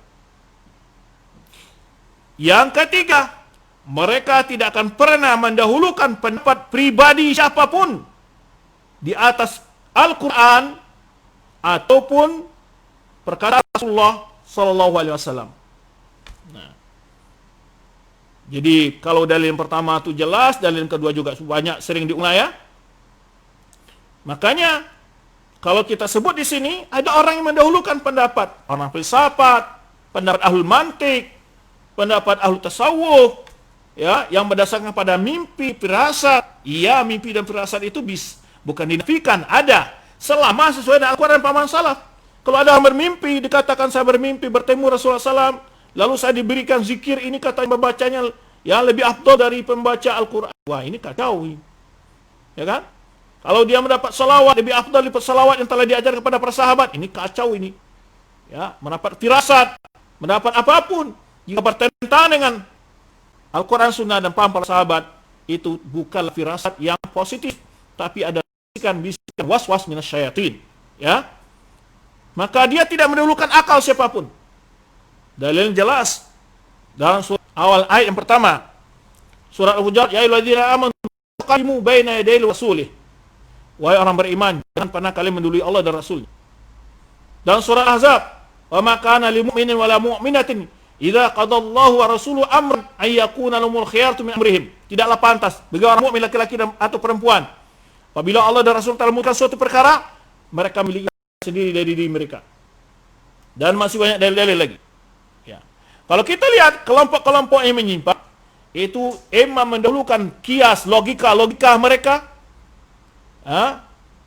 logika, ya, asumsi mereka, itu yang banyak, atau kaidah-kaidah yang dibuat oleh ahlul kalam, ataupun mimpi-mimpi yang terdapat di bagian orang-orang yang mengaku sebagai berpaham tasawuf, ya, atau sebagaimana orang Syiah menjadikan perkataan imamnya lebih tinggi daripada Al-Quran dan Sunnah, dan mengatakan imamnya maksum. Nah, bukan. Ini sumber-sumber. Jadi kalau sudah ini adalah hal yang sangat mendasar, ya, perbedaan mendasar. Oleh sebab itu Ibnu Abbas saja ketika sampai kepadanya perbedaan pendapat Umar dan Abu Bakar dan Umar tentang masalah haji tamattu dan haji ifrad, ketika dua sahabat yang mulia ini, Abu Bakar dan Umar radhiyallahu anhuma, lebih mengatakan bahwa yang haji ifrad, maka Ibnu Abbas mengatakan yang sahih itu adalah haji tamattu. Lalu Ibnu Abbas mengatakan, arahum sayuhlakun, saya melihat mereka akan binasa. Kenapa? Qala Nabi SAW, wa yaquluna qala Abu Bakar Umar. Aqulu qala Nabi, aku sampaikan kepada mereka, ini perkataan Rasulullah SAW. Lalu mereka menjawab, ini perkataan Abu Bakar dan Umar. Jika pendapat Rasulullah SAW dibanding dengan pendapat Abu Bakar dan Umar saja, langsung Ibnu Abbas mengatakan demikian, bagaimana hari ini banyak orang yang menentang perkataan Rasulullah SAW dengan pendapat tokoh politik dan pendapat tokoh ormas dan segala macamnya, ya. Ini prinsip yang ketiga. Apa adalah Firqatun Najiyah mendasari dakwah mereka kepada tauhid. Nah, ciri khusus ini bukan kepada siasa, bukan pada akhlak terlebih dahulu, tapi membentuk karakter orang-orang yang berkeyakinan benar dalam tauhidnya. Ya, ifrul bi'ada. Ini dasar dakwah mereka, ilmu mereka, dan manhaj mereka. Baik. Yang kelima adalah Firqatun Najiyah, orang yang selalu berupaya menghidupkan sunnah Rasulullah SAW, bukan menentangnya, bukan mengejek orang yang menjalankannya. Dikatakan ala bermacam tuduh-tuduhan, ya. Tapi mereka adalah orang yang selalu menyampaikan, menjelaskan, memotivasi agar umat ini cinta dan mengamalkan sunnah Rasulullah SAW. Taib. Yang keenam, Firqatun Najiyah, mereka tidak ta'assub, tidak pernah kecuali kepada Al-Quran, kalam Allah, dan kalam Rasulullah SAW yang maksum, yang tidak berbicara sesuai dengan hawa nafsunya, la yantiqu anil hawa. Ada lainnya daripada manusia, ya, bagaimanapun tingginya kemuliaannya, maka dia mempunyai peluang untuk salah dan benar, ya. Kullu bani Adam khata' wa khairu khata'in tawwabun. Maka oleh sebab kata Imam Malik, kullun yuqadu min qawli yuradu illa Rasulullah SAW. Setiap orang berhak untuk diterima yang tolak pendapatnya kecuali Rasulullah SAW. Yang ketujuh adalah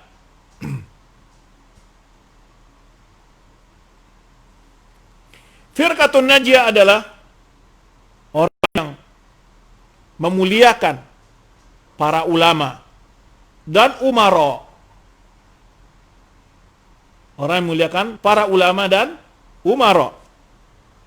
Yang kedelapan, ya, Firqatun Najiyah adalah orang yang paling di depan dalam menegakkan amal ma'ruf nahi mungkar. Ya.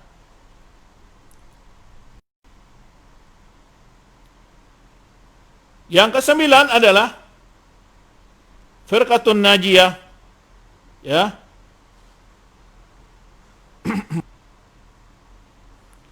orang yang berjihad menegakkan kebenaran, ya, dengan segala kemampuan mereka. Pertama, tentu dengan rajin belajar, jihad. Mendakwakan, menyebarkan dengan harta mereka ilmu ini, ya, sesuai dengan porsi masing-masing tadi yang kita sebutkan. Ya. Kemudian akhir adalah firqatun najiyah, orang yang paling berusaha untuk ikhlas dalam berdakwah dan menyampaikan nasihat. Ya. Itu masih banyak sebetulnya poin-poin lain. Ya, semoga apa yang telah kita bahas dapat kita ambil faedahnya. Berikutnya kita masuk pada sesi tanya jawab. Ya. Pas sekarang waktu 11:09. Ya. Karena jadwal kita sampai 11:30. Kita buka sesi tanya jawab, dipersilakan, ya, untuk bertanya melalui nomor 082 331 031 942. Ya, ini khusus hanya menjawab pertanyaan untuk kajian live saja dan tidak melayani pertanyaan di luar kajian live, ya.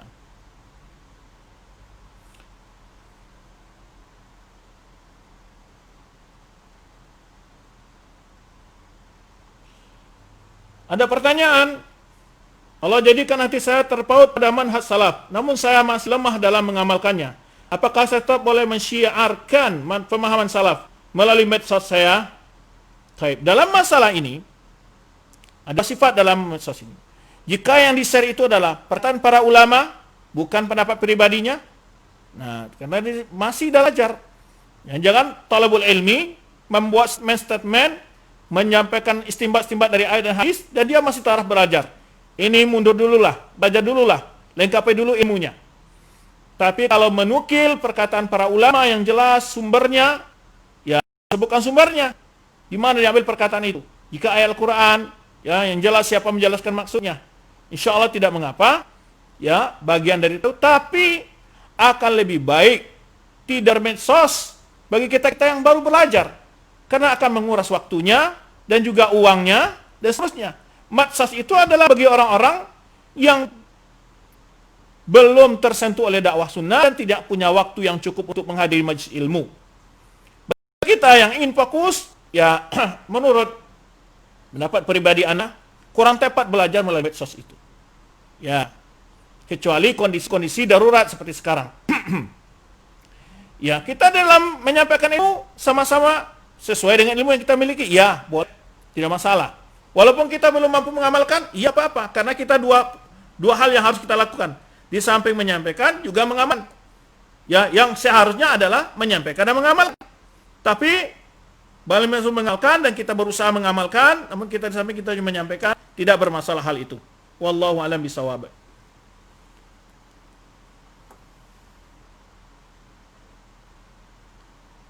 Baik, silakan. Ada pertanyaan lain?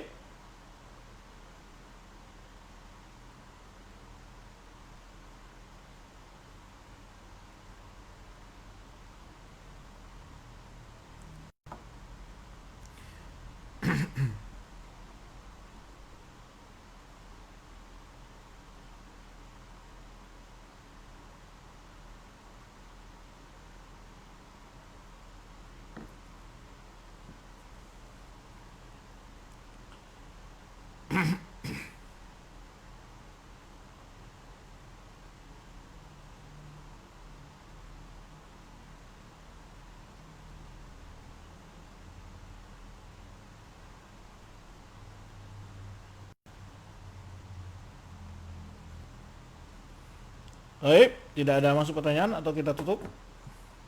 Bagaimana, admin? Sudah? Ada pertanyaan? Admin?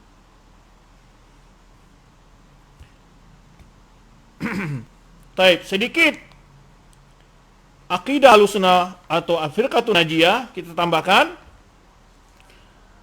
Dalam masalah iman kepada Allah, mereka mengesahkan Allah dalam tauhid rububiyah dan uluhiyah serta asma' sifat.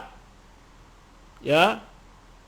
Dalam menyelisih di sini paham, Mu'attilah dan paham Jahmiyah dan paham orang-orang yang mempersekutukan Allah dalam ibadahnya.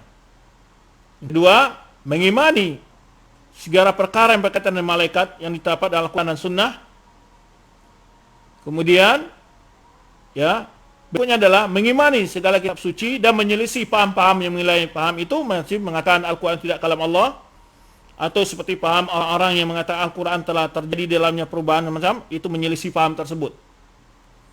Kedua, dalam masalah sahabat, mereka adalah orang yang mencintai sahabat dan Ahlul Bait. Nah, itu Ahlus Sunnah. Bukan berpaham Syiah Rafidah dan juga paham Nasibah atau orang musuh Ahlul Bait. Tapi mereka adalah orang muliakan sahabat Ahlul Bait. Kemudian adalah mereka yang menghormati para ulama dan mengimani percaya dengan adanya karamah para wali. Kemudian mereka adalah orang-orang yang menasihati penguasa sesuai dengan kapasitas mereka, sekaligus adalah komitmen untuk mengajak untuk patuh taat pada penguasa dalam hal-hal yang sesuai dengan ajaran agama. Kemudian dalam masalah beriman kepada Rasul, mengimani semua Rasul, ya, terdapat Quran dan Sunnah, dan meyakini bahwa risalah Nabi Muhammad SAW adalah risalah yang penutup risalah. Menyelisih di sini paham orang Qadianiyah atau Ahmadiyah. Kemudian dalam masalah yaumul akhir, mengimani segala persoalan berhubungan dengan yaumul akhir, termasuk tanda-tanda ciri kiamat, azab kubur dan seterusnya. Menyelisih paham-paham yang mengingkari azab kubur, yang mengingkari syafaat, yang mengingkari mizan, yang ada timbangan amal seperti paham Mu'tazilah, dan juga mengingkari paham-paham orang-orang yang mencoba membuat memprovokasi masyarakat dengan hadis-hadis asyratus sa'ah, hadis-hadis ciri-ciri hari kiamat. Kemudian juga mereka adalah orang yang beriman kepada takdir Allah, menyelisih paham Qadariyah dan Jabariyah. Kemudian dalam masalah perkara iman dan amal, mereka menyelisih paham orang Khawarij dan paham Murji'ah. Ya. Dan itulah beberapa hal yang berkenaan, ya, sifat-sifat ciri Firqatun Najiyah yang dapat kita bahas. Sebetulnya pembahasannya walaupun butuh kepada berseri dan pembahasan yang lebih detail. Mudah-mudahan apa yang saya sampaikan secara umum ini dapat kita ambil faedahnya. Demikian, wallahu a'lam bishawab. Terima kasih atas segala perhatian dan kesempatan yang telah diberikan. Mohon maaf atas segala kekurangan. Wallahu a'lam bishawab. Subhanaka Allahumma bihamdika asyhadu an la ilaha illa anta astaghfiruka wa atubu ilaik. Wassalamualaikum warahmatullahi wabarakatuh.